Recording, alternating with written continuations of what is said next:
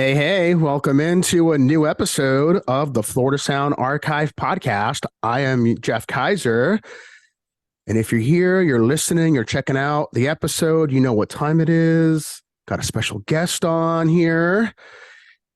If you're a fan of the band from Miami, Florida, known as Modernage, you are likely to know Mario Giancarlo. He is here with me today for what's to be another great interview. Mario, how are you today, sir?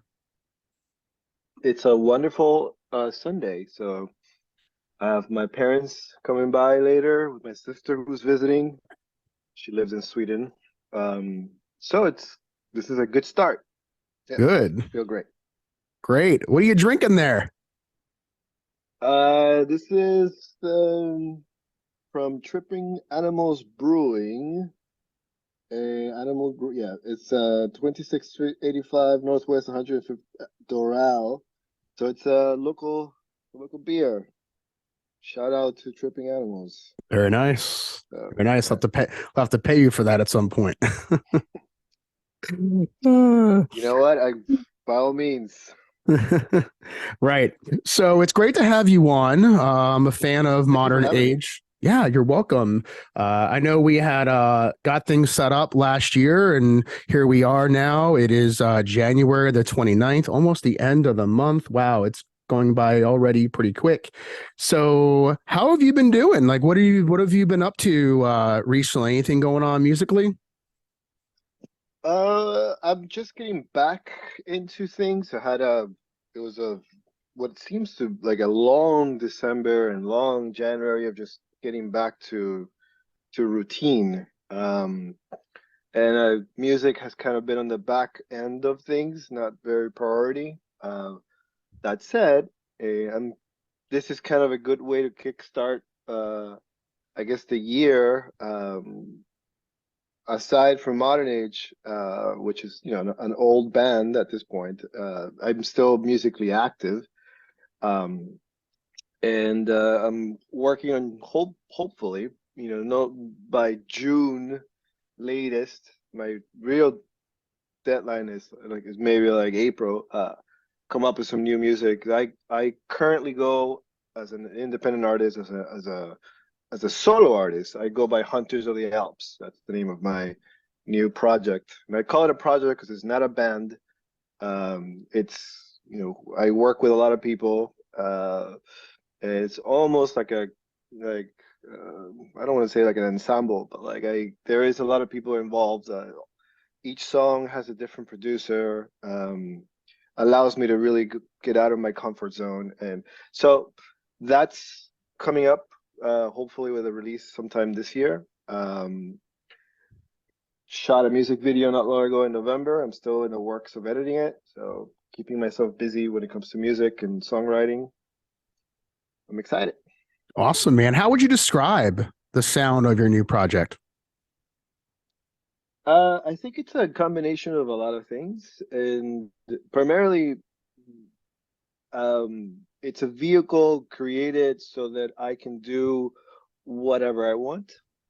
Um, and by that I mean I've tapped into my childhood and growing up in Lima, Peru, being really close to the music industry there because an uncle of mine who's a known singer-songwriter over there, and just trying to do things that are, like my playlist is all over the place. I don't think I follow a specific genre like when I was younger, that I was listening to a lot of certain things that are very specific.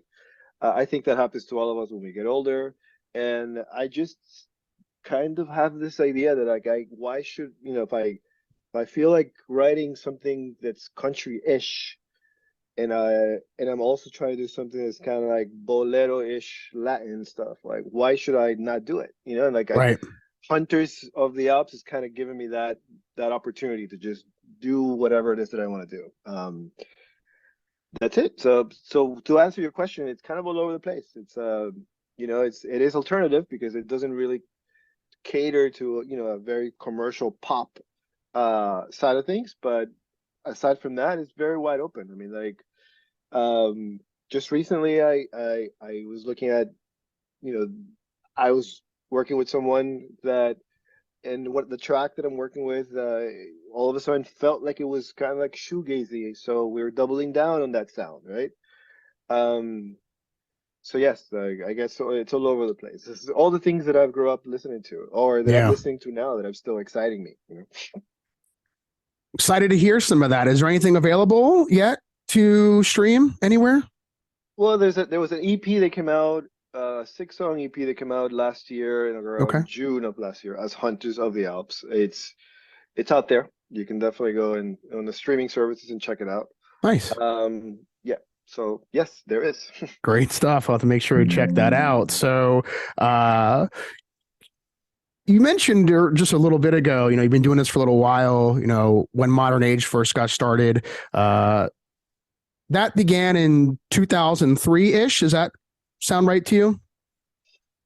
Yeah, I think it was early 2003 when I met Xavier Vasquez, who was the second, oh, I guess the second creative force, well, the original second creative force of the band.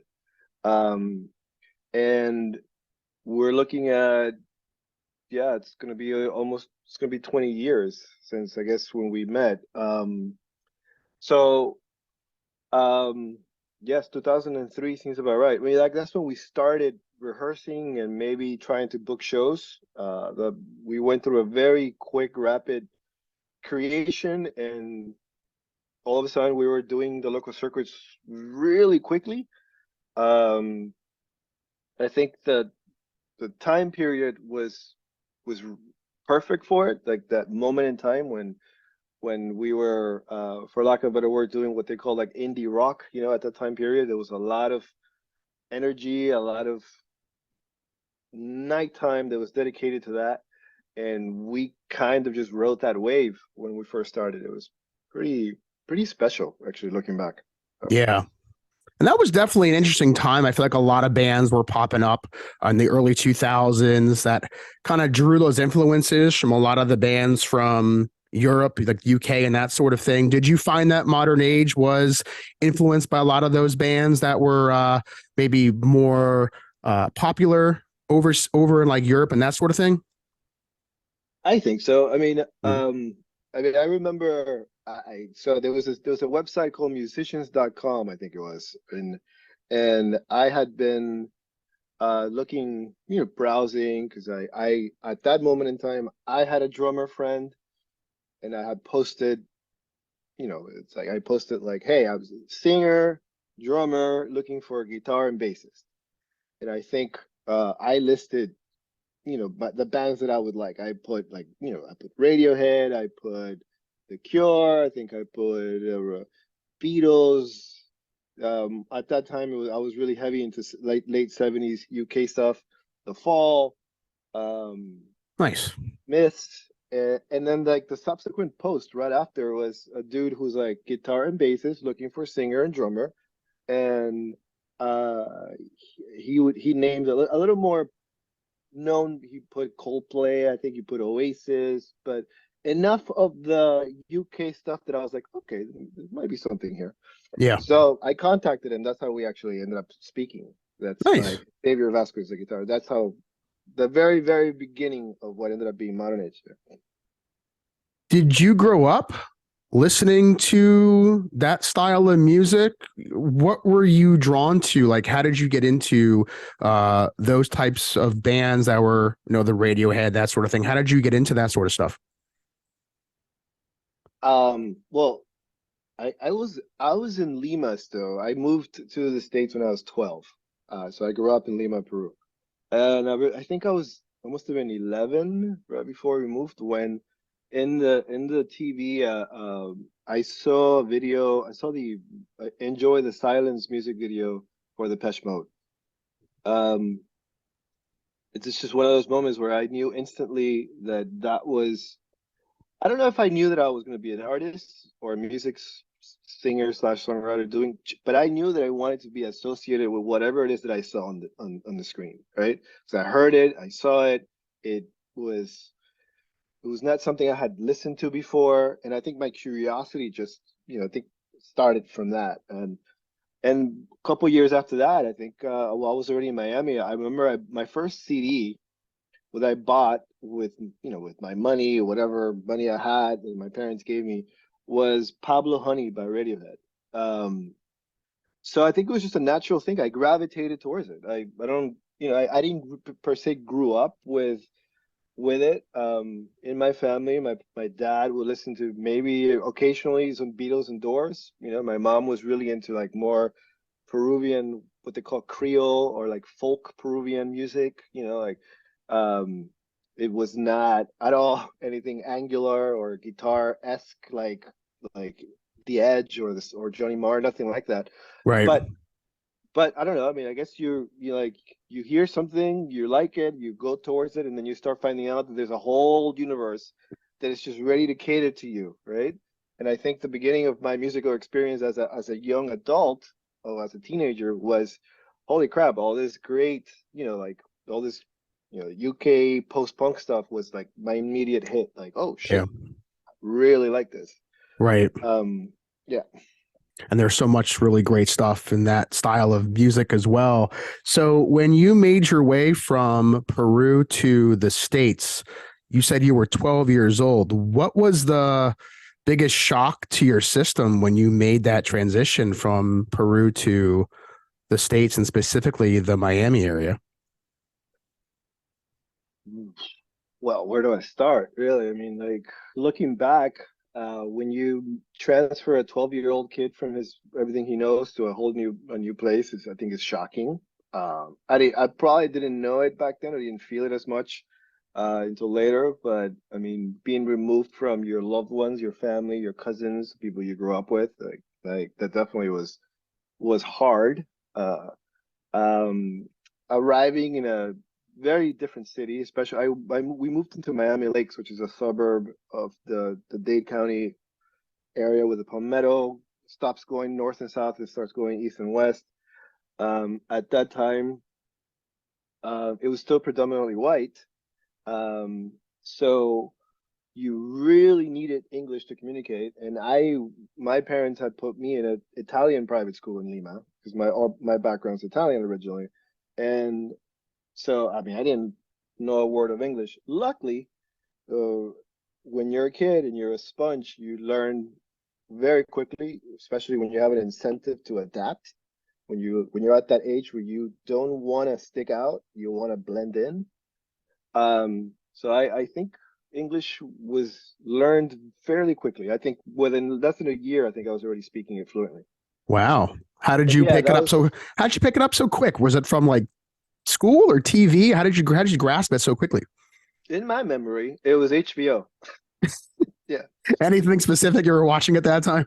Yes, actually, I remember being it was there was a rerun of Batman, uh the Michael Keaton one with Yeah. Jack Nicholson, and I think I remember turning to my mom and like I understand. I remember saying like I understand everything, like I get it, right? I think it was a very pivotal moment in my language skills learning era. So yeah, I Yeah. mean it's just I think when you're young, especially because I had already been taught another language in Peru, you're more receptive and you pick it up really quickly. So Batman yep. was sealed the deal. Like I could speak the language. I can speak English now.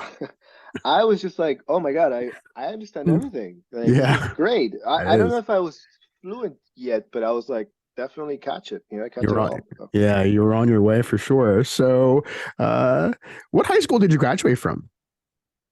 I went to Hialeah, Miami Lakes, Nice. the home of the Trojans. Yeah. Were there any bands you remember at the time that were homegrown from students at your school? Um, Yeah, well, so I later found out that the first drummer that I connected with, Alex Neda, that his uncle was Tony Medina, who had gone to HML. And Tony Medina used to, I forgot the name of the band, but he used to play with Derek Cintron. There were, and Derek Cintron's a well-known drummer. He had his own band for a while, DC3.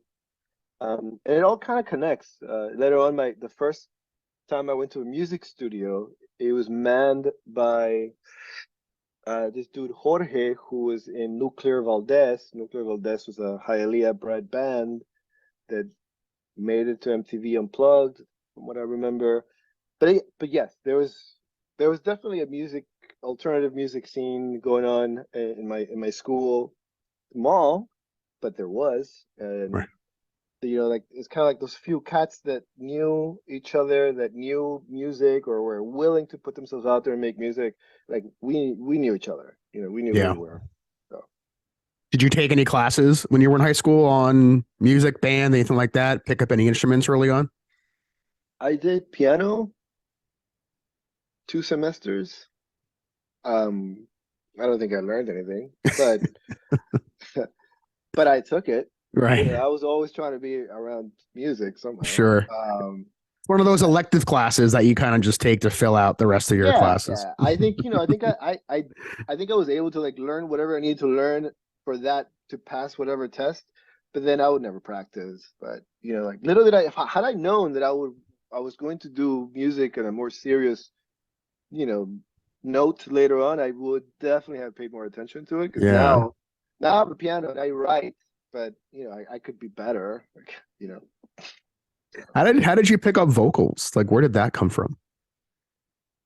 As a kid, so my uncle is a very strong baritone. He's married to my dad's sister. He in Lima, he's a really well-known singer-songwriter. His songs are iconic. Not his performances, other people have sung them. He's a songwriter. But I remember him picking up his guitar and belting out his tunes when I was a kid, and I would learn them all. I knew all the lyrics, so that I would hide under the bed, under the table, and sing him out. But when I was 4 or 5, 6, maybe they tell me, and I'll just sing him. I'll just start singing, and everyone it made everyone amused, and everyone laughed, and I realized that I could. All eyes could be on me if I decided to open my mouth and sing. I think that was the first time I recognized that there's something there for me in this world of singing. Let alone not even songwriting, just singing and performing. And I did do a few plays when I was in school in Peru. That all ended when I moved to the States. Um, but yes, to your point, to your question, I think that was the beginning of realizing that I liked to be in a environment where people were singing, music was playing, where maybe I could perform. Yeah, early age, I guess. Yeah, Yeah. maybe about like 4, 5, 6, and then I would learn all the songs, all the like my dad. I didn't understand it yet, but like he's a huge Frank Sinatra fan, another baritone, and there he liked a lot of crooners, and from the '70s, like Julio Iglesias, for example, he had a lot of tapes, right? And I would just play them over and over and over because I wanted to sing over and like emulate them. And little, I didn't know what I was doing, but eventually what I was doing, I was just preparing myself for singing later on. Yeah. Did you have like a tape recorder and you record yourself and play it back? Not yet. That didn't happen until Okay. I moved to the States, and we had this is so. I mean, I'm dating myself here, but my dad had we had a fax machine, right? It was a fax machine with like a voice. You leave a message on this tape machine. So I would use the tape machine to record myself and sing back. This little tape, like little 3-inch tapes. This before we had a computer. So, but yes, all those things are coming back to me right now. I think most of us had that at that time. Yeah, So yeah. that's what was there. That was Hmm. the latest and greatest technology of its time. So Yep.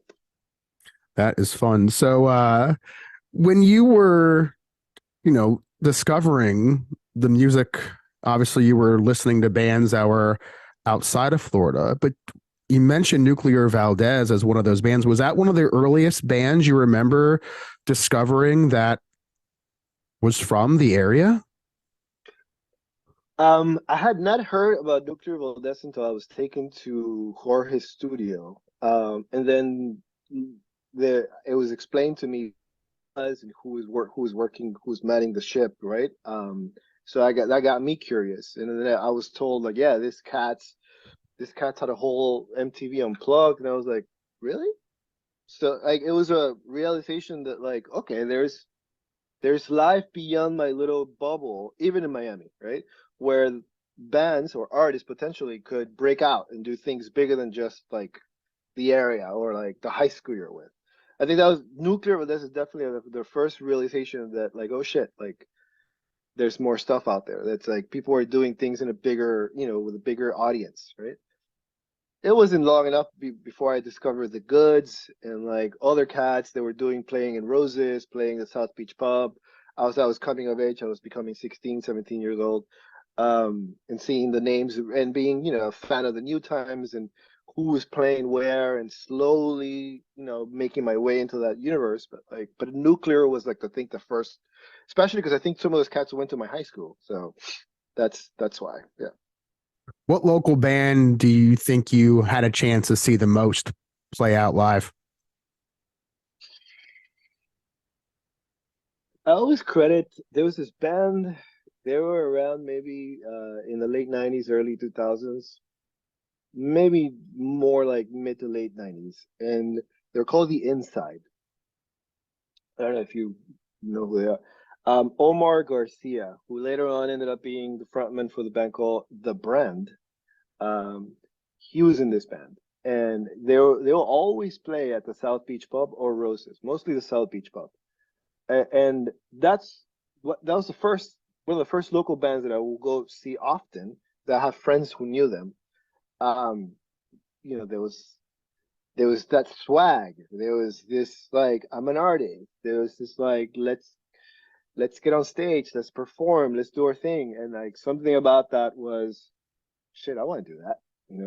Like I would like to be in a position where I could probably do that. They're certainly one of them. They were one of the first bands that I thought were really fucking good. Yeah. And later on, I befriended Omar, and we did a bunch of stuff together in the 2000s. We played a lot of shows with the brand in the 2000s, but um, that was one of them. There's another one I'll mention later on, but that was definitely one of the first ones that inspired me to try at least see if I can do this music songwriting thing with a bunch of other guys. Yeah. And you did. You were able to do that. And when you formed Modern Age, was that the first serious band that you and some of your bandmates put together, or was there something that predated that? No, I mean I did like battle the bands in high school. Like people knew that I liked to sing. They would recruit me to do certain things with them. No, I think definitely Modern Age was the first effort when after putting like the band together where I helped put the band together. I wasn't recruited towards a band. I helped put it together. Um, Even though when we first met, the material that I was singing was written by Xavier. He already had the music done, prepared. I had not put any of my input in there yet. Um, but yes, I think Modern Age was the first time that the first band that I consider a serious band where there was a plan, there was a rehearsal schedule. There was like, okay, we're going to try to do this first, and then we're going to do this first, and then we're going to try to play on that venue, and then that venue, and then like little by little conquer the world type situation. That was definitely the first time that happened. Yeah. This might go back a little bit to jog your memory, but what do you remember about the first Modern Age show?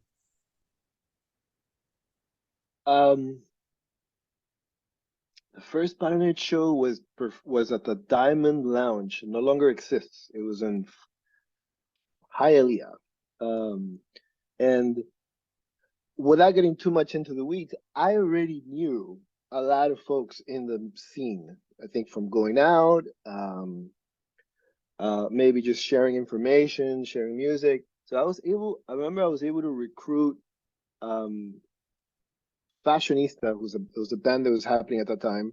They were more of a Broward type band, but they would come down and play out of Miami. And Luna Bell was another band that was playing around town from the late 90s, early 2000s. And they agreed to play the show. And I remember the flyer. The flyer was done by the brand's drummer. Fuck, his name just Juan Oña. Juan Oña made the flyer, and he painted a red thing, he painted every single flyer with a red marker because it was the version show, right? So we're popping our cherry with it. So it was actually pretty produced. It wasn't just like, a shitty show. It was like, oh look guys, like this new thing is coming out. And some people somehow bought it. Like, we had no idea what the fuck we were gonna do on stage, but the hype was already there somehow. The bands had already had somewhat of a following, so it wasn't like we were playing to like nobody. I remember we played a show. We played one song that we had never rehearsed. The first time live, we learned it in the parking lot. You're young, that's what you do, right? You go crazy. But that's what I remember. And I remember thinking, holy shit, like this was fun. Like the adrenaline, the rush of putting a show together and playing out, that was great. And I think everyone in there, specifically Xavier, I think was like, oh, okay, well, I can do this again, And like it was little by little. But yes, that was the first. Hialeah Diamond Lounge, rest in peace. That was a great venue. Like one of those dive bars that like are hard to come back, doesn't exist anymore. But yeah. Right. Seems like there's more and more of those pile up that just aren't there, but we can look back on and cherish those moments when they did exist. So, uh, did you all have a lot of songs at that time that were originals, or were you also incorporating covers from some of your favorite bands? What was the songs like in the early period of Modernage? No, they were all originals. We never did covers. It was, uh, I could hear now that a lot of them sounded like, songs people might recognize because of the style. But no, it was all, the first wave of songs we sang live were compositions by Xavier. And by the time the lineup that made the most impact got solidified, um, I was pitching in about 50% when it came to like melodies and lyrics, or almost a little more than that. Um, so yeah, no, I mean they're all originals. We, I, I don't want to say we didn't want to do covers. I don't think we had the mental like capacity, time, and disposition to learn other songs from other people. Sure. We were so into trying to do what we wanted to do.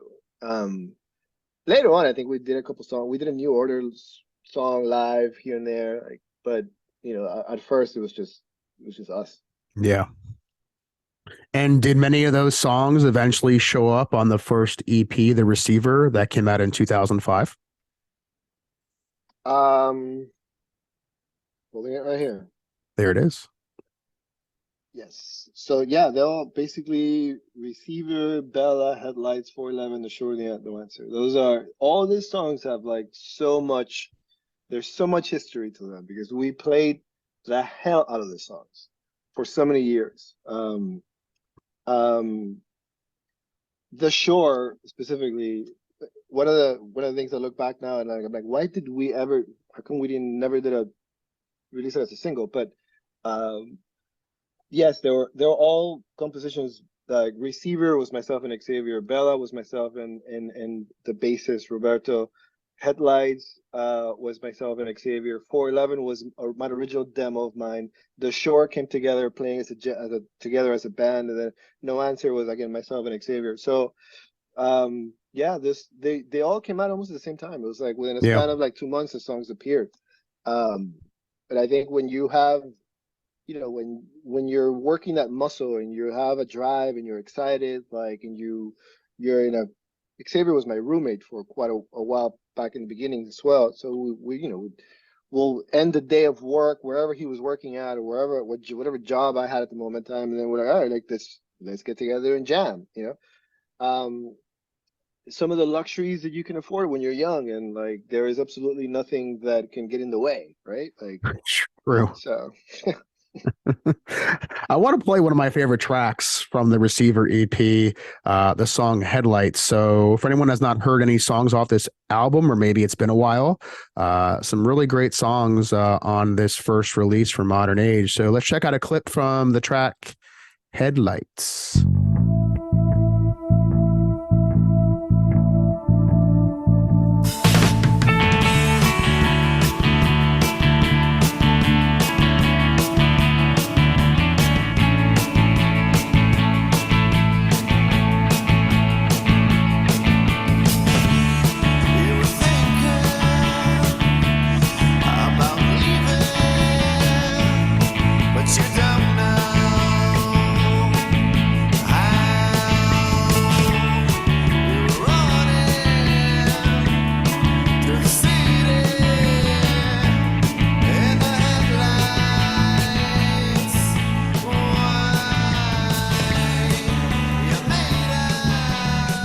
All right.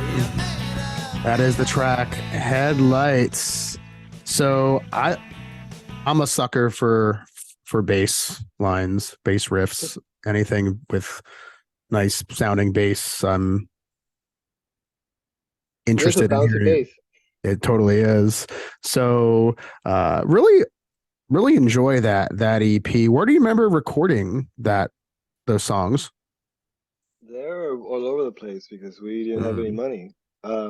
I'm looking at it right now. I'm looking at the back of it, and we just remember.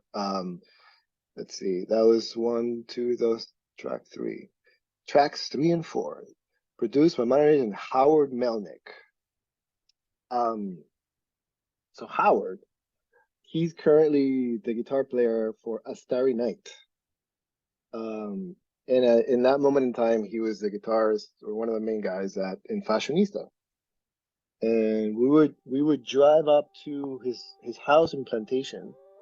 I remember this vividly because I would be recording vocals in his bathroom. Um, but if I'm not mistaken, the bass line was done by our original bassist, Pascal. He was from Haiti, and he was just amazing. He was just one of those guys who like knew exactly what he was doing on the bass. I think one of the reasons I stuck with the idea and the notion of Modernage early on is because I had never really played with people who who knew their instruments really well. I I had done, like I said, Battle of the Bands. I'd done high school stuff. Like everyone who was more interested in being in a band as opposed to like being a musician, right? right. And Pascal was a musician. Like the bass was an extension of him, and it was as if I had unlocked a whole new level, right? Of like, oh shit, these folks like that. Cool. Now I want to gravitate towards that, right? Um, but yes, he did that. He did most of his bass lines actually on this. If I'm not mistaken, in this EP. Um, he did not make it to the second round of when we solidified the band with Roberto, with Garcia, Juan Garcia, and Sean, which was once we had gearing up to the release of this EP, and we were already playing around town like every weekend. He didn't make it to that. Like he chose to do other things, um, but his influence definitely was there. Like I knew then that I like we could work with folks that were talented. Hard to put into words the difference between like just shooting the shit and like with your buddies in high school, and then like working with folks that had at least a drive to do something. Wherever that drive will take you, right? Um, and so aside from being a labor of love, right, or a passion project, there was something magical about making this EP because it was produced. We did stuff at Criteria. Um, we would get sneaked in at night uh, by somebody who no longer works there, but I won't out him. But he was a sound engineer at Criteria. He really liked our sound. He was a friend of Sean's, the bassist, and like for a couple of weeks, we'd be at Criteria from like midnight until like 4 a.m. just recording. Um, and it was that kind of a environment where like whatever it takes, wherever it takes to do this, let's just get it done. And SAE, I think it is called, like the school for sound engineering or whatever in North Miami, which is not that far from Criteria. We did a couple tracks there. Again, it was it was somebody's project, somebody who needed to record a band to like show their teacher that they recorded a band, and like we were that band, right? Because we Yeah. had no funds. So Sure. and this is around that time period where like home studios, yes, they were there, but like they weren't really what they are today, right? I still needed to go and record drums, with like someone who knew how to mic them, and yada yada yada. So, very much dependent on that music studio setting. Um, I'm seeing here that it was mastered by Joe Williams, who is now he's all over the place touring with bands, but he mastered it at the Dungeon Studios in Miami. Um, yeah, good times. Definitely. And I think the Dungeon, I think there's a lot of bands that have recorded at that studio as well. Were there other bands that you were a fan of that you may have bumped into as you were recording at some of these other studios that you were like, oh, you record here too? It's, just you just kind of ran into? Well, yes, in the overall trajectory of Modernage, sure, a lot. But specifically for this time period, no, we were pretty isolated. We were going again, we were being sneaked in at Criteria at night. We ran into Timbaland a lot. He was recording with Justin Timberlake. That guy's a studio rat, so he was there all night. And then even though we were specifically told, this is just it's like an anecdote, I guess, but we were specifically told, do not leave our area because people are not supposed to know that you guys are recording here, right? But we needed to burn what we did into a CD. So we're like, fuck it, let's just ask whoever is in the next room. And it happened to be Timbaland. Timbaland didn't know who we were, but because we were there, he assumed that we were, worthy of being in his presence, I suppose, right? So um, he he sat us down and asked us. He asked to listen to what we were doing, so we showed him, and he was like, "Yeah, I think I've heard of you guys at MTV." I'm like, "No, you haven't, but I'll let you believe that you did." Anyhow, but so no, we run into Timbaland. We didn't run into anybody else. That was the point of the story. Yeah.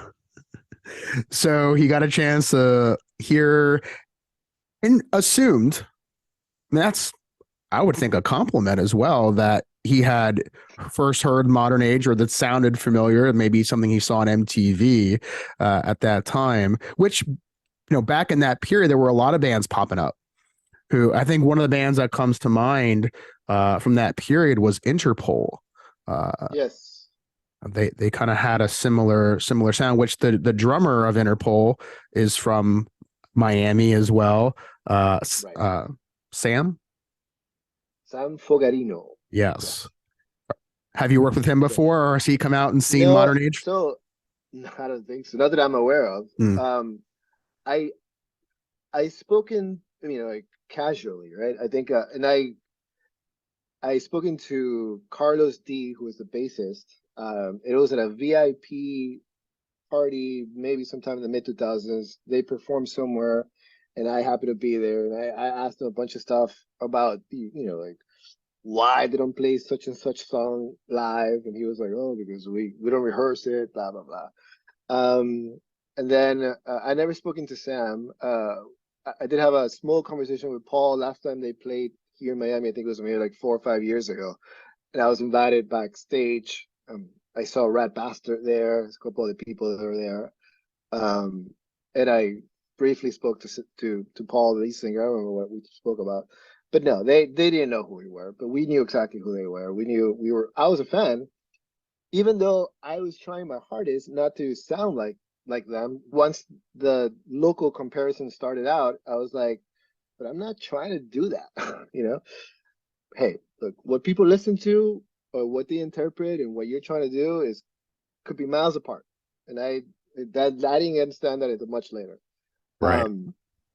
But I mean, my argument was like, I think we're influenced by similar things, but we're not trying to replicate what they're doing. But there was a lot of comparisons. And look, to the untrained ear, I think anybody like the later on it was like, like the most basic was like, hey, you guys sound like the Killers. I like you guys. And I always had a problem with reacting to that. I was like, I sound nothing like the Killers, man. But like, guess what? If you like the Killers and you like us, like, more power to you. Like, what? That's great. Like something that I learned later on in life. Like, just take it, take the compliment, run with it. Exactly. And getting all these kind of compliments and the idea of, oh, maybe I've seen you all on MTV before. Did you all have someone helping to guide the band's career? Or did you have a manager or someone that was kind of helping out to maybe make those pitches to, because there were videos. Was there anything like that going on at that time to your recollection? No, I think one of the things that we, like, if you had to look back and say, hey, like, we probably should have done this, right? Was that we actually never had a manager. We were self-managed. Um, Maybe a couple people came at some point. I think John Tovar offered his services once. I don't know if you're familiar with who he is, but I um, am. that was really early on. We were like, we're good, like we thought we knew better. Why'd you Um, pass? Why'd you pass on him, considering what his I guess his biggest claim to fame was working with Marilyn Manson? So, was there any reason why you decided to pass up on him, knowing that I think Nuclear Valdez, you work with them as well? yeah, look, the short answer is you're young, you're Mm, cocky, you think you know it all. And when there's X amount of success that you're experiencing, and you think you're doing it right, then that's I think that's it, right? Like, in retrospect, sure, why not? Give us a hand, you know. But I mean, we had the value. It was the beginning of YouTube, the very beginning of YouTube, and three of us. One went to Miami-Dade for film.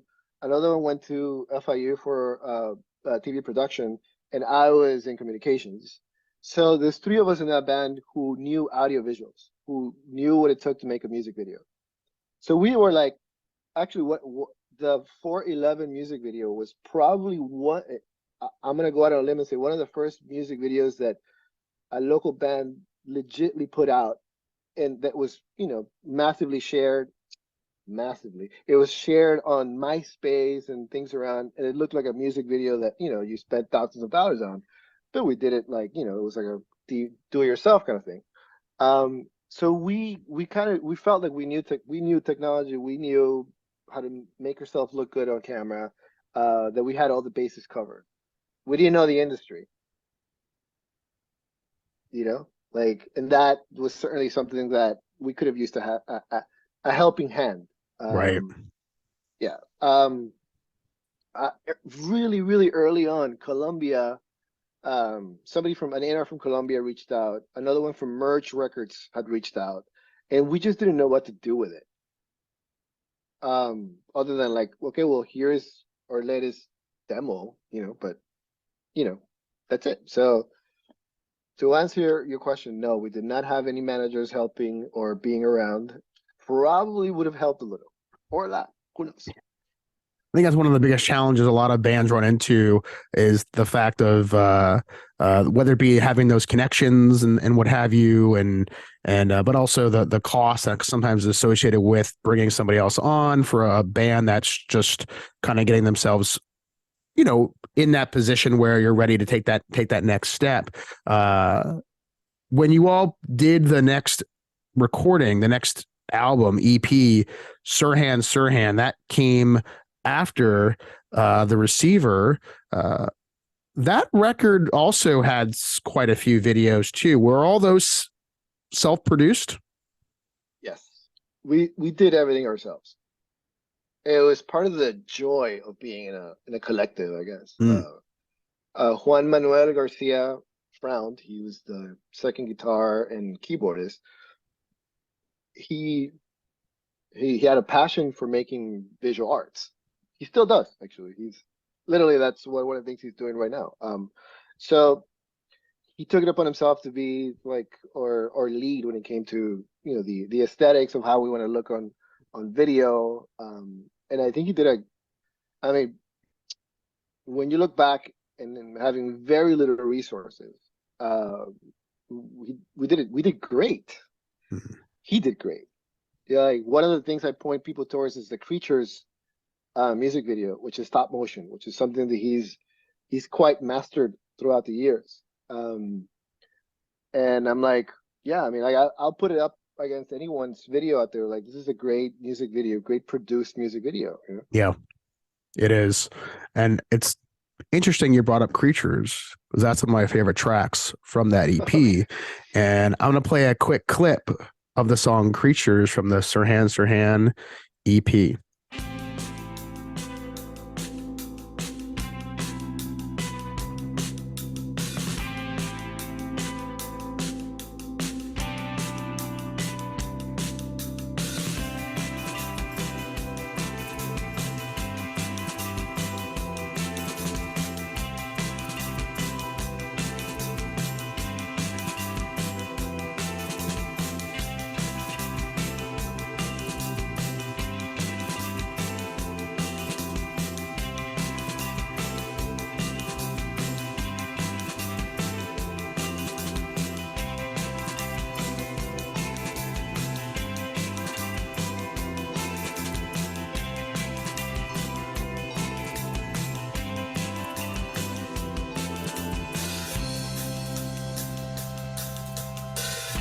Summer comes and I'm here waiting as the hours pass by.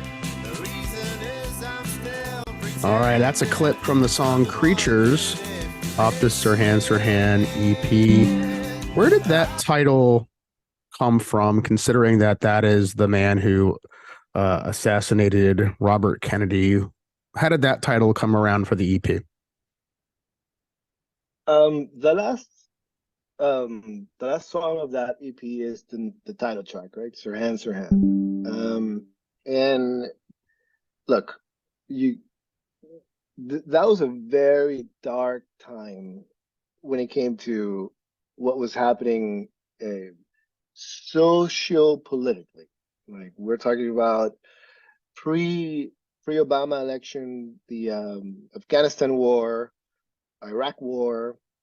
It just seemed like there was very little hope out there when it came to uh, I don't know, like the death toll of all the Iraqis that died, like all of our service members who were going to war for what, right? I mean, I don't want to get too deep into politics here, but like that there was a sentiment back then that there was very dark moment, right? And we always talked about like this black hand that seems to be guiding what was happening, and like no matter what we did or try to do, nothing was coming out the way we wanted to. And look, I think we got a little flack. We got somewhat of flack because we didn't have the mouthpiece to explain the context as to why we named the EP Sirhan, right? Because you can misinterpret and be like, oh, you're glorifying an assassin, right? No, to us it was like, this is the guy who assassinated Bobby Kennedy, and we don't know why. Like there's this like dark shadow that happened, and that was kind of like the mood, our mood, when we were creating this music, that space and time. And so yeah, so we named the EP Sir Hans Hand, thinking that, like for us it made sense, like, like what we're doing. I think for some people outside it didn't. But neither here nor there. I'm here to Sure. explain it, I guess. But it certainly was a very pessimistic mood about where we were heading as a society, as a country. Zero accountability for a lot of things that happened during that time period. So, you know. Was there ever any challenges with that EP of getting any of those songs played on local radio?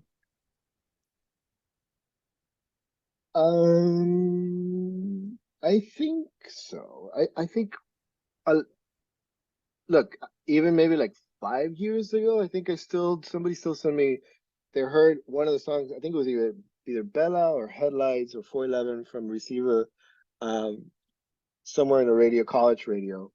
Um, and but I think that's the EP that clicked, right? Maybe with some programmers, but not so much with Sirhan Sirhan EP. Maybe it was a name, I don't know, but that it didn't click as well as it clicked with the Receiver EP. There Sure. weren't any physical copies of the Sirhan Sirhan EP. We had moved to digital already. Um, and now looking back, I'm like, oh, it would have been nice to still have something that I can hold in my hand and show the artwork and show what we did, Right. So That seemed to happen with a lot of the other singles that were coming out after that EP. A lot of those were just put out digitally. Was there ever any thought to gather some of those tracks and do another EP, or what was kind of the mindset with some of those singles that the band was putting out? not really. I think we were there after, I would say, 2010, 2011. Um, I shifted. I started to try to do. Well, Hunters of the Alps was born in 2012, 2011, 2012, which is, at that time I looked at it as like my side project, right? Um, and I kind of started moving away from prioritizing Modernage as like the main vehicle. All this to say that there's a time period of Modernage from around 2011, 2010, where it becomes a lot more of a democracy and less of something that's being run by two people. And hear me out when I say this. So when that happens, the the burden of responsibility shifts, and I feel like I'm going to do my solo project. I'm going to contribute X% to Modernage, right? Um, in hope that everybody contributes equally to get to that 100. Um, uh, I don't know if that makes any sense, but like there was a shift in how the band operated. So Right. to me, there's two versions of Modernage. There's Modernage pre 2010, 2011, and then there's the post 2010, 2011, which kind of like more like becomes like their greatest hits as Mm. like type of the band. Like, I mean, Modernage released a song as like in 2019, I think it is. But like a lot of the stuff that we did in the last 7 years are kind of like from the vault. Like we're like, let's just release what we had here, maybe touch it up and release it, keep the name out there. But the meat of Modern Age, I think, was 2003, 4, all the way up to maybe 2011. That's what I really consider like the heyday of the band. If that Sure. makes sense. It That, does. let me take it back. Not the heyday. I think that Mm. was the time period where everyone was the most active in it. And subsequently after that, life started getting in the way. We had lineup changes. All the people came in, and it's different from the first part. That's it. I think in 2016, uh, you all put out a song called Scott Baio. Yeah. I'll play a clip in just a moment, but where did the inspiration come for that song besides this? I mean, is there an obvious reason why? Obvious? No, because if it would be obvious, I don't think you'd be asking me. But uh, there was a lot of contempt for that guy due to his political leanings, and it was brought up that maybe the song would have his name, and there was no objection. That's the most simple, pure answer I can give you. Okay. Uh, But it well, wasn't because we liked them. Let me tell you, it's like the opposite. Yeah. Sure, I know he's been more political over his years, long after his time as Charles in Charge and Chachi on Happy Days. So I'm gonna play a clip from the song Scott Baio.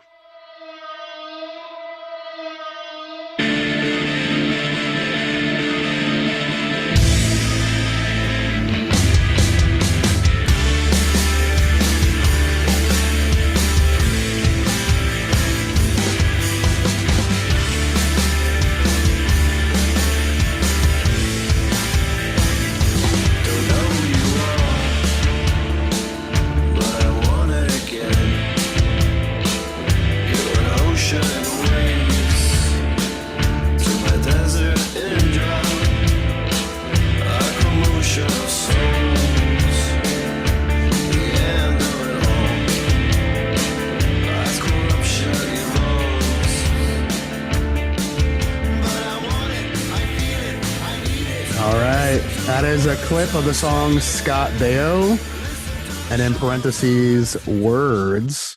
So it's a fun song. I do enjoy that one. And I notice, maybe it's just me, I feel like your vocals had kind of evolved too. Listening to some of the early stuff to a song like that, was that intentional? Is it just me? Like, am I just noticing things that really didn't happen? Was there a change in the way that your singing style with that song? I think, yes. I don't think I was per se singing that much early on. I think it was like emoting. No, I have not formally taken any singing classes or lessons, even though I think I should. But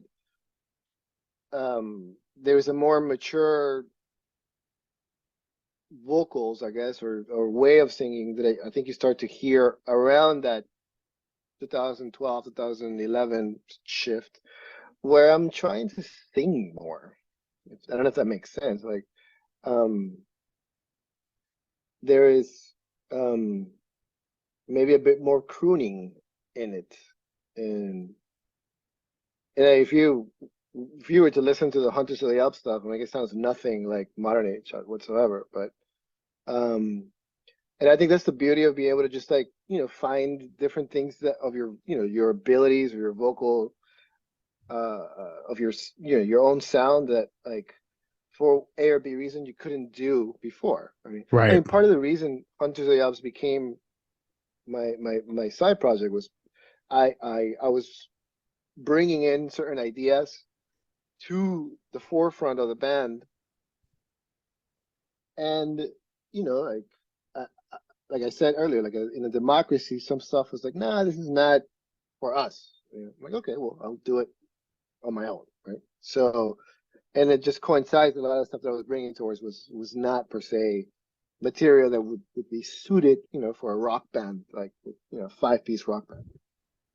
So, and we are going to play some of a track or two from Hunter of the Alps as well. all right. So get a chance to hear a song or two off of that project. As the Modernage started to, I feel like, got a bigger following because you were playing larger venues. You played a show, I know, with the band Block Party at Revolution in Broward. At what point, what was that turning point for the band when, because again, you didn't have a manager, right? You were kind of self-managing. How were you able to get a gig like that at a place that larger compared to playing at a dive bar? Look, so there was very the 2000 starting with 2004 to about 2008, those 4 years just seemed like whatever move we were making was just becoming bigger and bigger, right? Things were just bigger scope. I think we went from playing dive bars in Hialeah to, again, because of the time period that we were doing a lot of Miami parties. So I think because of that, exponentially, it just put us in the periphery or the view of a lot of folks locally who were trying to do things, right? Sure. It was right before the time where I think the DJ just took over, and even in the alternative side, right? Um, but so yeah, so I mean, we were playing we were playing Rock Bar. You know, like we're a band who would play Rock Bar in South Beach, which is a predominantly DJ centric spot, but they'll have us there like to a packed house, like, and the promoters of these nights will inquire directly, like with me or one of the band members, hey, the Walkmen from New York are coming. Would you like to play Soho Lounge? Sure. You know, a couple times actually we did that. The Stills from Canadian band came down and performed at the Pawn Shop 2004 at this party called Revolver. Revolver's 4th year anniversary. Do you guys want to open up? Sure. Like things were just happening, and I think it was part of like this insulated alternative music rock, indie rock scene that was going on. There weren't that many other bands, I think, doing exactly what we're doing in our little niche arena. Yes, there were bands playing Churchill's a lot. There were Right. clearly bands doing a lot of things, but we kind of had forged our way into this specific world that like happened to tailor to us, right? Um, and I think it has its cons and its pros and its cons. Like and I'll explain. Like the cons are that you're not really building a fan base. And you know the pros is like it's like immediate. It's like, oh, this is great. We're gonna go play Pop Life, and like we'll play at 12:30, and we'll have 200 people already there, like, and you know, because they're gonna be there because they're gonna dance all night. But when DJ culture really took over and you took that away, like where are the fans, right? So things that you live and learn with. However, during that time period, it was a blast. I'm not gonna lie. I mean, like uh, one of our music videos played a lot on MTV Latino, like MTV3, I think it was called, and that's from where I originally meet Jose Tillan, who was one of the executive producers of MTV in South Beach, MTV Latino. Uh, uh, and because of it, we were getting a lot of attention in Mexico, maybe in the West Coast. And so we toured. We did Mexico City, we did Guadalajara, we did Querétaro, we did the West Coast. We would do up and down the East Coast. But all, like, to your question, it just happened naturally. Like people were approaching. I guess you could say I was kind of like I was like a kind of like a manager, because my day-to-day, my day job, I was working for a media company and I dealt with music somewhat. And so I kind of knew a little bit about how to deal with like the industry. And I think that experience led me to, for lack of a better word, be the leader of the band when it came to like, okay, bookings and stuff like that. But you know, like I didn't know what the fuck I was doing, to be honest. Sure. So, Was there a different way the band was being received when you started to play gigs outside of Miami, whether it be on the West Coast of the country or the Northeast, or even branching outside of North America? Was there any difference that you caught pretty instantly when it came to the way Modernage was being received? well, I think we're getting more outside than in Miami. Miami had, for all its you know its usefulness, I guess. We kind of felt that we had hit a ceiling, like, and like, you know, we did the new time stuff, we did like the best parties, like we opened up for like touring acts that came down all the time, like, and yet, you know, we felt like we still had miles and miles to go to do things. So the natural progression was like, well, let's Mm. do things outside of Miami, right? Like Yeah. do other things. And yes, I guess the fact that we were able to lock shows and play big other big cities and even play internationally, like that was a boost to our mechanics or workflow. That's probably the time where like a formal team would have made so much sense to like come in and be like, okay, let's manage this better, right? As opposed to taking it one, like like just waiting for the next thing to approach and come to you. And look, overall, in this, I'm sure this is not just a Modernage experience, but Miami, when it comes to the alternative side of things and live music, it has its limitations. You can only do so much before you might have to reach out and try things somewhere else. My opinion, I don't know if that's everyone, but it definitely felt like that for us. So when you have a bunch of guys who are not willing to move somewhere else for the sake of music and stick it out regardless and do music locally, which is what we did because we had, people started setting roots in South Florida, then you just have to, like be okay with like what's gonna happen, And what eventually ended up happening was like the things changed, music formats changed, clubs changed, live music began to be consumed differently, and we were not as active. And when that happens, well, people lose interest. You're no longer in like in front of them per se. Right. And for us, it was okay, lesson learned. But also we're getting older and like, all right, well, it's all good.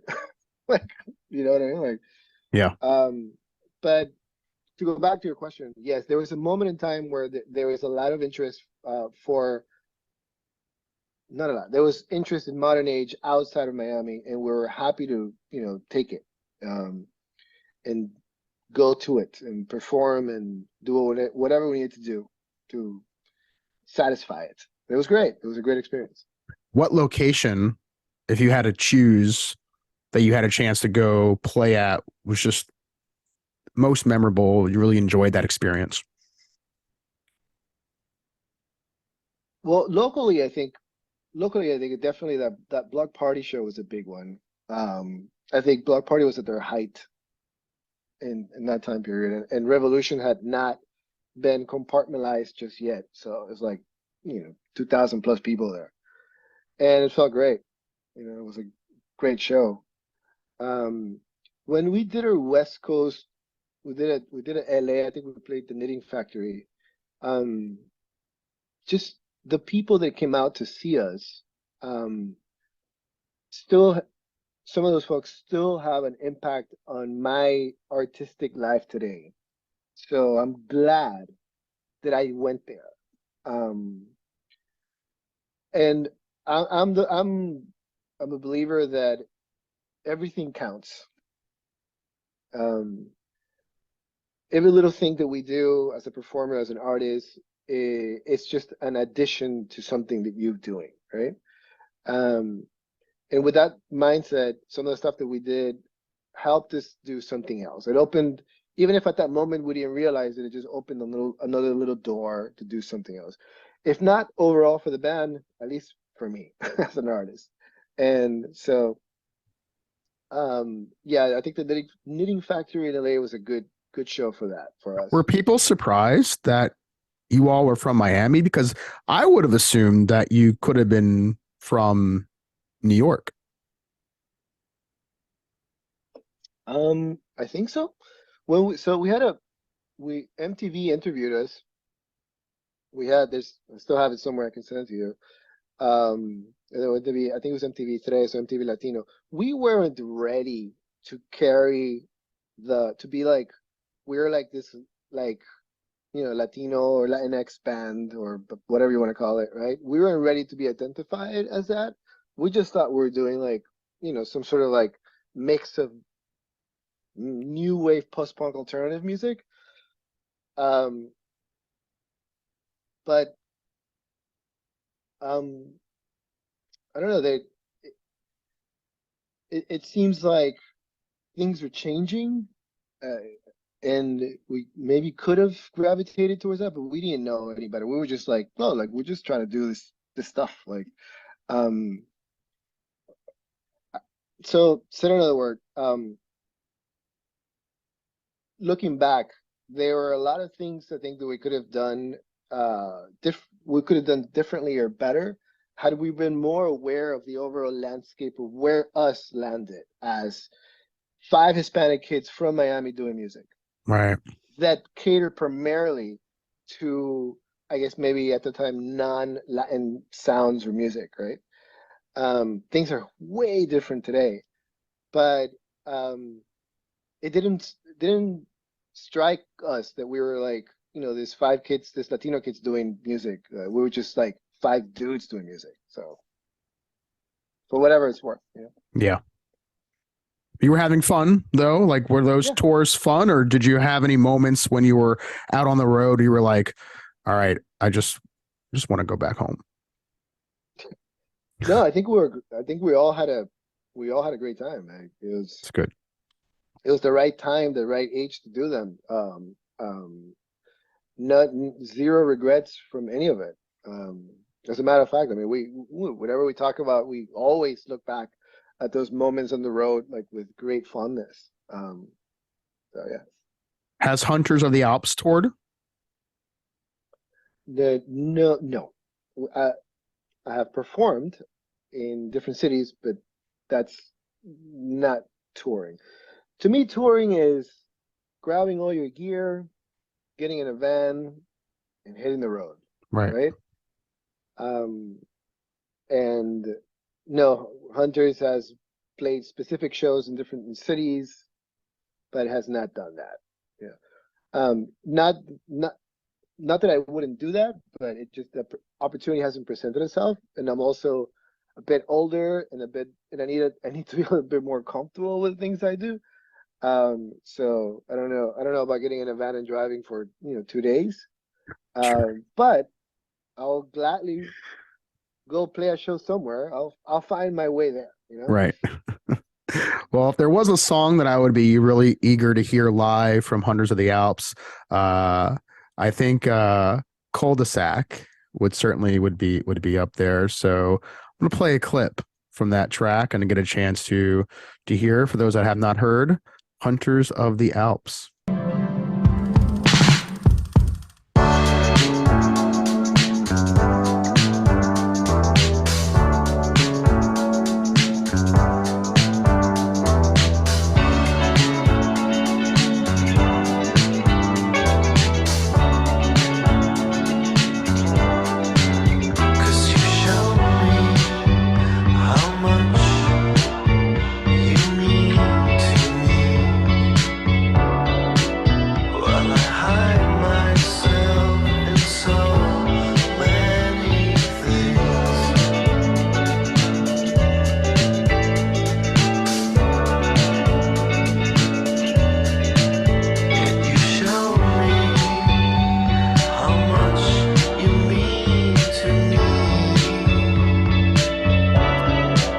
That is the track Cul-de-sac, Hunters of the Alps. So that song has a music video tied to it as well. Was that all self-produced, or did you have someone care for those duties this go around? Yeah, so Hunters does everything almost as if it wants to do the complete opposite of what Modernage did. So my friend Camila, she's a producer, filmmaker in LA. She produced it. She made it happen. It was the beginning of the pandemic. We couldn't go anywhere. So she shot it over there. She edited it. And I'm not in it, as you can see, which is probably better, but I'm not hugging the spotlight. It's your project, though. Why is it not good that you're not in it?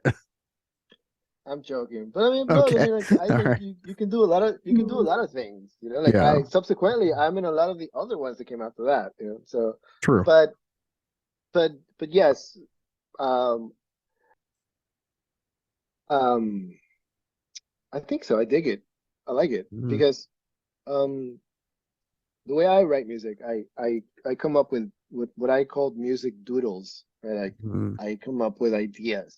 I might come up with like a verse and what I think might be a chorus, whether it's on guitar and piano, in my little notes or on GarageBand or even on Logic.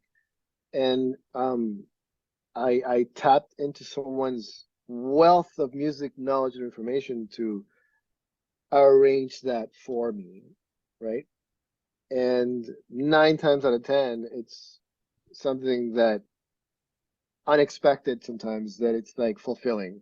right. So yeah, I'm really, really digging that process right now. You have other people around you who are helping to contribute, or are you doing most of the production yourself? Oh no, no, no. There is there are a lot of folks involved in this. A lot of folks locally, Mm, some folks in other countries. But almost almost every other song is, it's 50% handled, arranged by somebody else other than me. Um, and seeing all those influences and the things they can do blended with mine in a cohesive environment, it's kind of like, like what the Hunters EP from last year was, what the next one's going to sound like. Um, I don't know, I just think it makes it better. It provides more colors. yeah, I can imagine. And you hear that and think it's some of the songs that are you can listen to. It's obviously it's different than the modern age stuff, and you can hear more electronic music, at least to my ears. That's you can hear that as well, especially in the song Tormenta. Uh, was there ever, and if there was, I may have missed it, but was an album ever actually released uh, for Hunters of the Alps that captured like a full length record of songs? Not yet. No, I'm 20 years into this music thing, and I'm still working on that. Still working But that's on the that. goal. That's the Yeah. goal. So, well, we'll check out a clip from that song here, Tormenta, Hunters of the Alps. Here's a clip.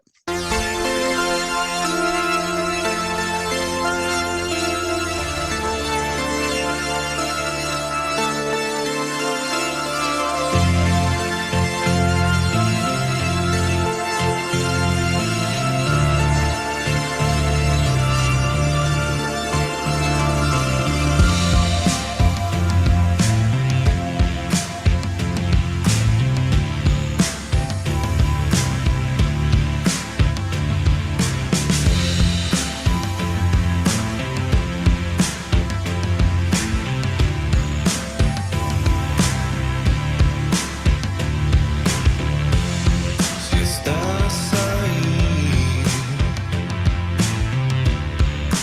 déjate ver. No quiero creer que el problema soy yo. All right, Tormenta, Hunters of the Alps. So, one of the obvious things I can hear from that song is lyrics in Spanish. Yeah.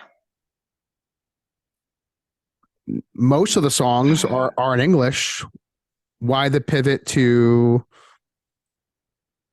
Spanish? I think in the search for who you are as an artist, you like for I'll take a step back. Spanish is my native language. I learned that before I learned anything else. Um, but then I started making music, right? And the music that I admired and liked was predominantly in English at the time. But then you discover other things, and then your mind opens up, and then you explore, and then you discover things in your own native language that is just amazingly exquisite.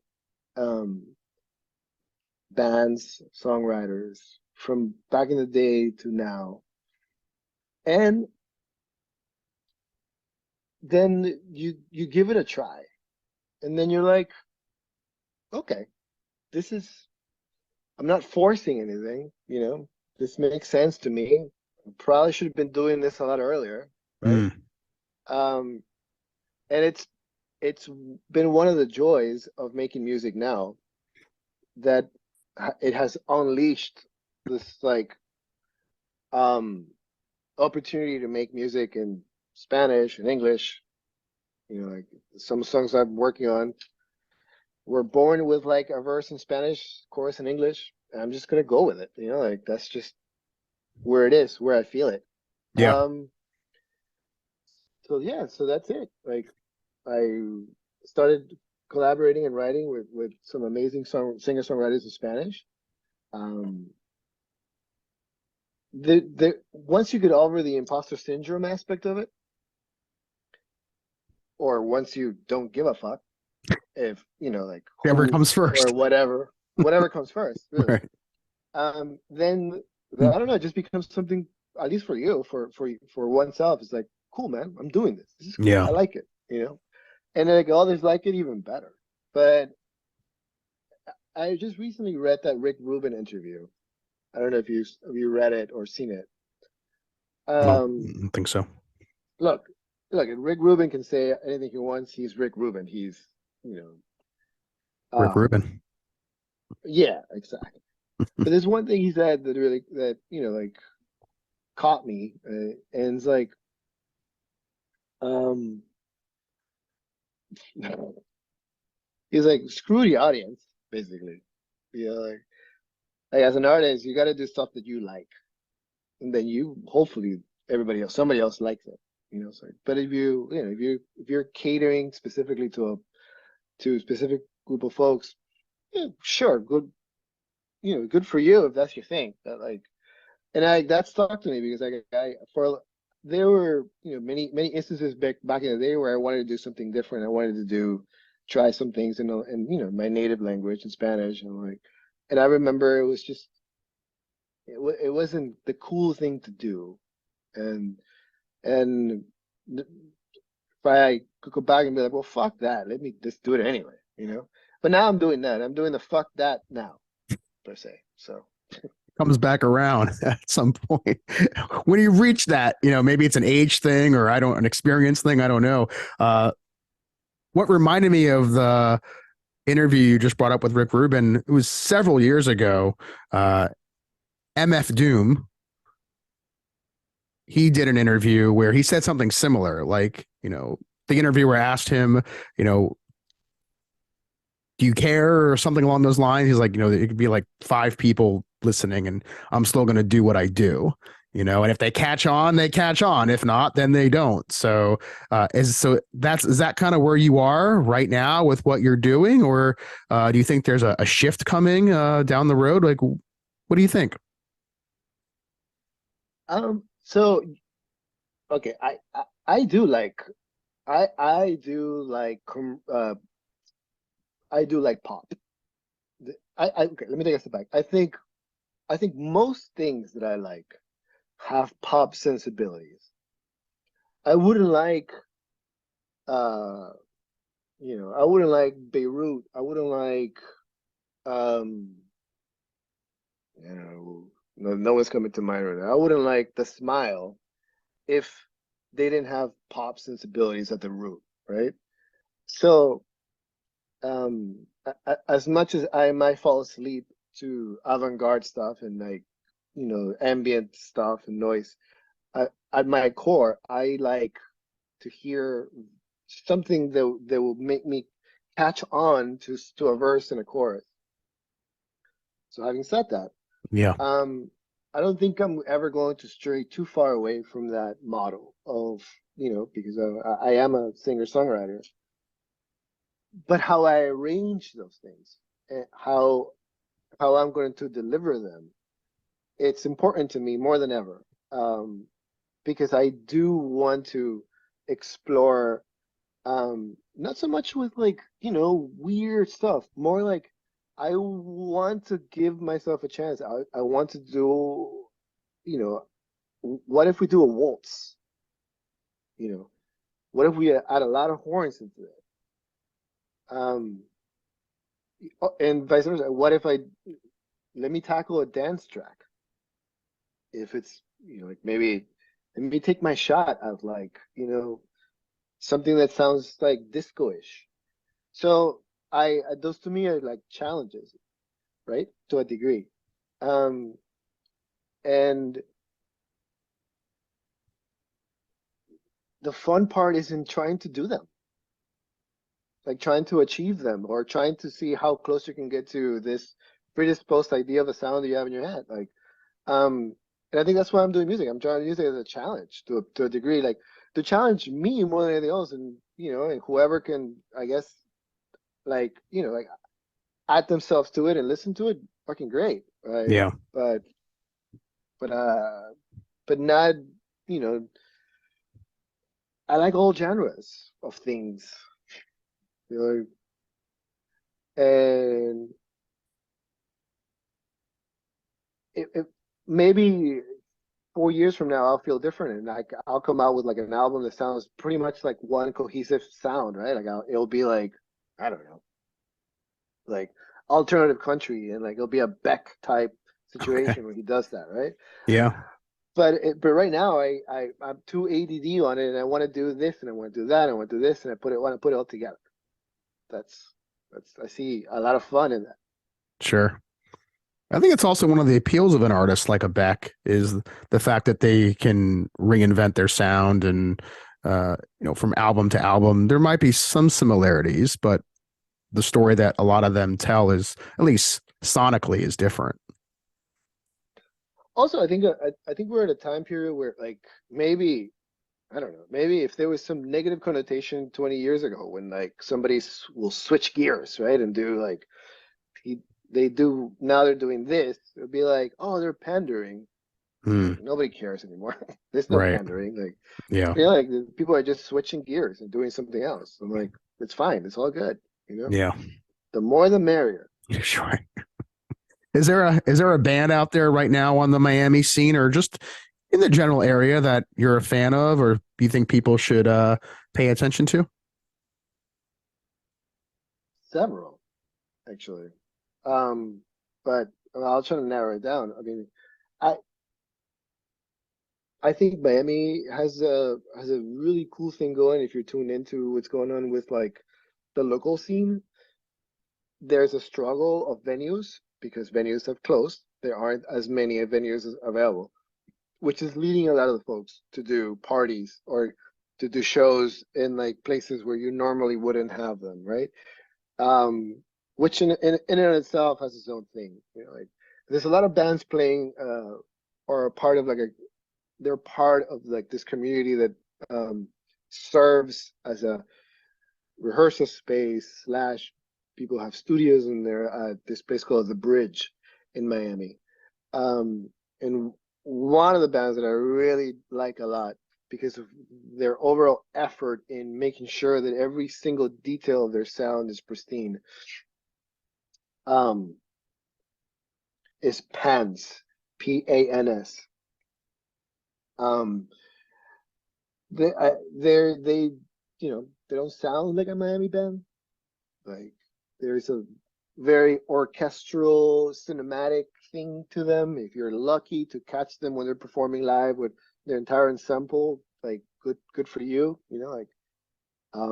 So yeah, I guess that would be one of them. Adrian and Jack also happen to play with Hunters occasionally, so that's how the web is bands together. But yes, Pens, big fan. Has there been any idea of you collaborating where you're a guest vocal on another band's record or whatever they're doing or anything like that? Not yet, but that's a good idea. Yeah, I think so.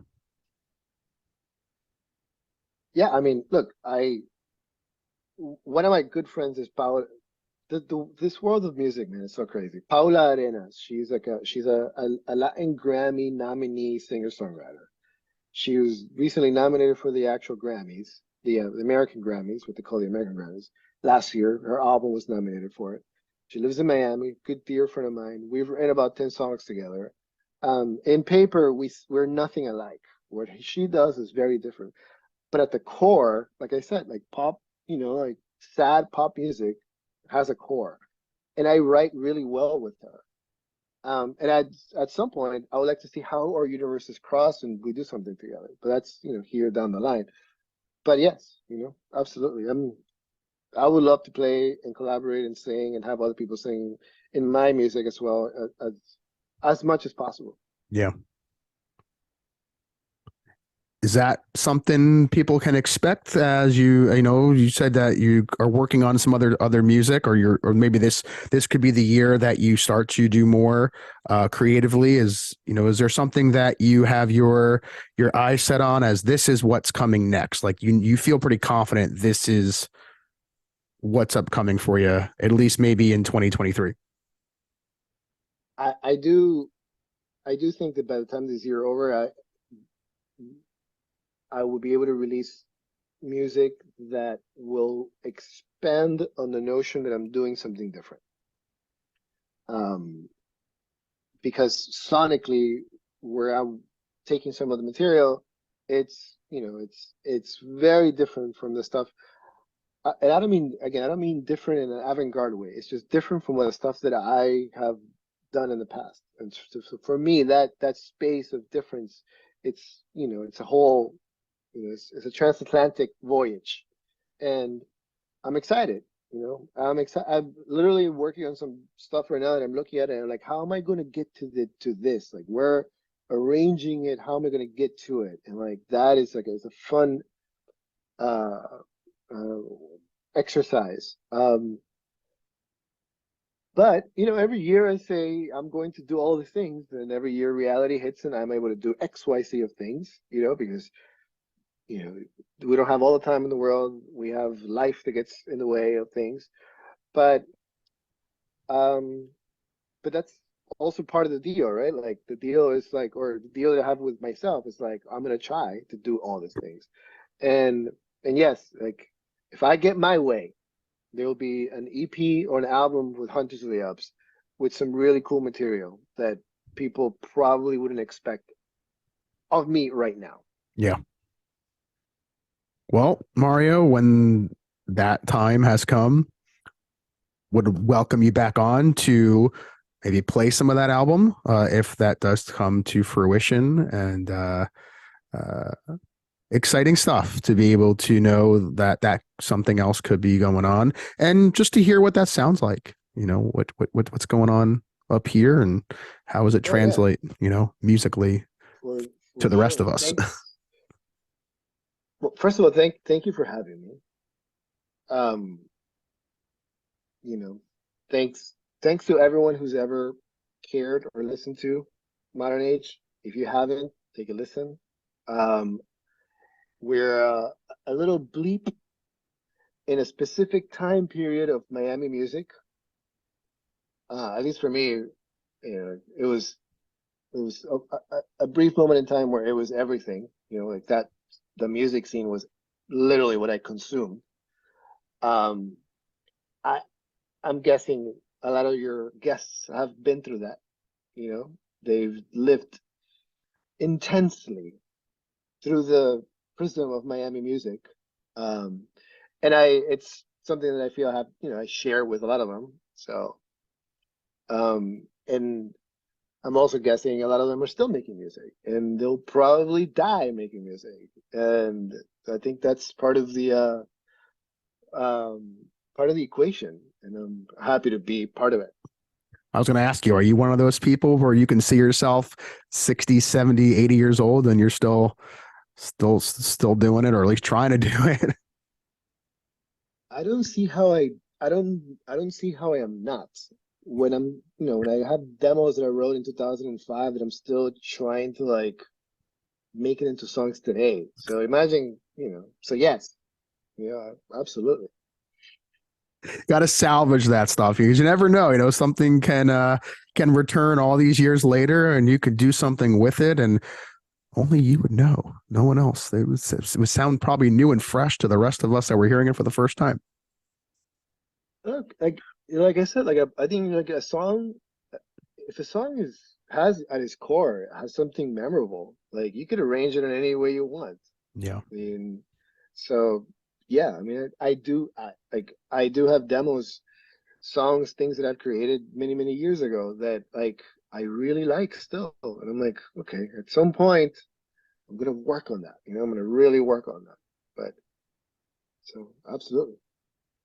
Good for you, man. Well, it's been a pleasure having you on today. Great chatting with you and hearing a bit more about some of the history of Modernage and some of the shows and Hunters of the Alps and a little bit of in between influences and all that other really cool stuff. So appreciate the time today, Mario, and wish you luck with what's to Thank come, you. hopefully in 2023 and beyond.